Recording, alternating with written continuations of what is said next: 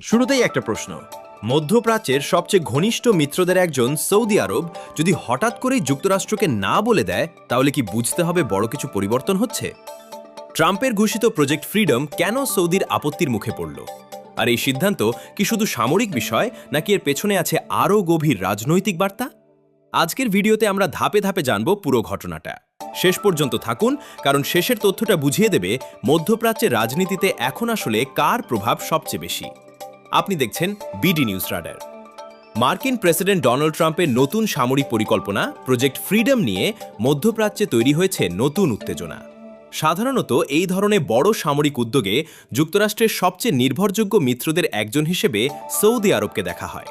কিন্তু এবার সেই সৌদি আরবই স্পষ্টভাবে জানিয়ে দিয়েছে তাদের আকাশসীমা এবং সামরিক ঘাঁটি ব্যবহার করে কোনো অভিযান চালাতে দেয়া হবে না।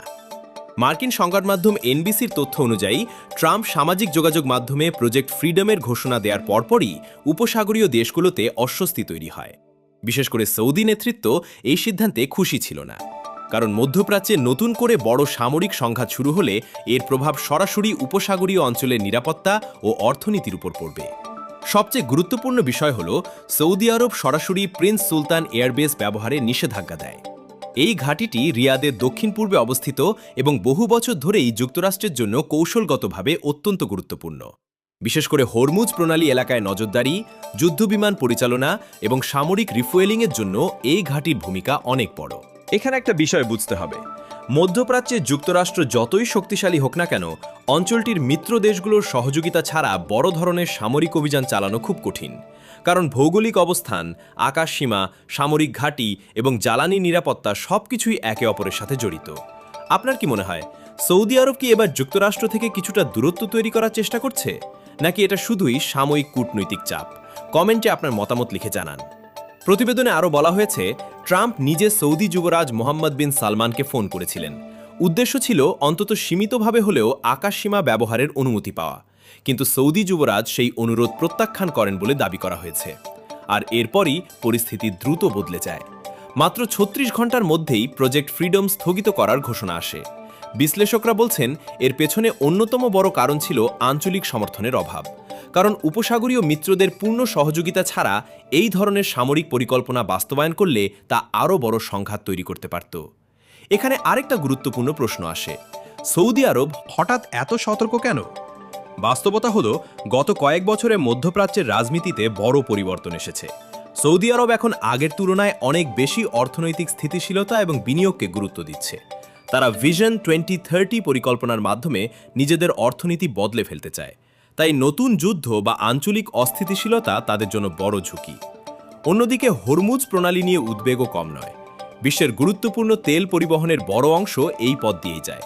যদি এখানে উত্তেজনা বেড়ে যায়, তাহলে বিশ্ববাজারে তেলের দাম হঠাৎ বেড়ে যেতে পারে, যার প্রভাব পড়বে বাংলাদেশ সহ বিশ্বের বহু দেশের উপর।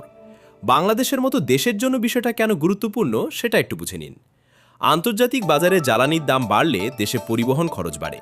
এর ফলে নিত্য প্রয়োজনীয় পণ্যের দামও বেড়ে যায়। অর্থাৎ মধ্যপ্রাচ্যের এই সংঘাত শুধু আন্তর্জাতিক খবর নয়, এর প্রভাব আমাদের দৈনন্দিন জীবনেও পড়তে পারে।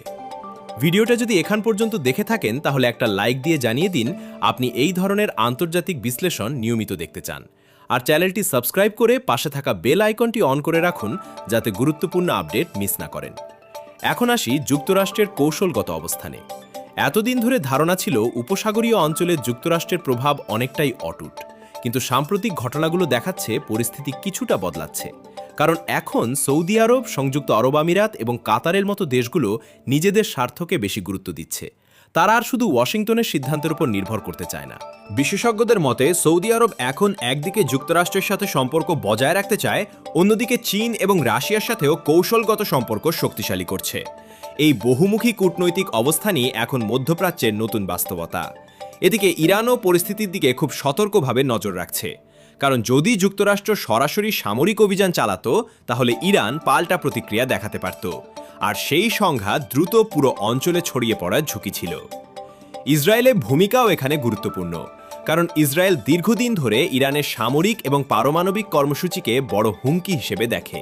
তাই অঞ্চলটিতে যে কোনো সামরিক উত্তেজনা তেল আবিব খুব গুরুত্বের সাথে পর্যবেক্ষণ করছে। তবে সবচেয়ে গুরুত্বপূর্ণ বিষয় হচ্ছে, এই পুরো ঘটনা যুক্তরাষ্ট্রের জন্য একটি বড় বার্তা। আর সেই বার্তাটা হলো মধ্যপ্রাচ্যে আগের মতো এককভাবে সিদ্ধান্ত চাপিয়ে দেয়া এখন আর এত সহজ নয়, কারণ আঞ্চলিক শক্তিগুলো এখন নিজেদের অবস্থান আরও শক্তভাবে প্রকাশ করছে।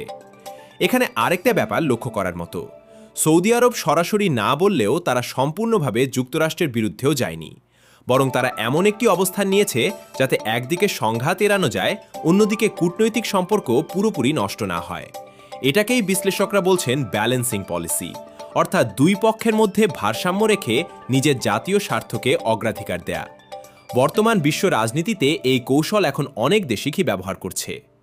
আপনার কি মনে হয়, ভবিষ্যতে সৌদি আরব কি আরও স্বাধীন পররাষ্ট্রনীতি অনুসরণ করবে, নাকি শেষ পর্যন্ত আবারও যুক্তরাষ্ট্রের পাশে দাঁড়াবে? কমেন্টে আপনার বিশ্লেষণ লিখে জানান। সবকিছু মিলিয়ে এখন পরিস্থিতি অনেকটাই ওয়েট অ্যান্ড সি অবস্থায় আছে। একদিকে সামরিক উত্তেজনা, অন্যদিকে কূটনৈতিক হিসাব নিকাশ।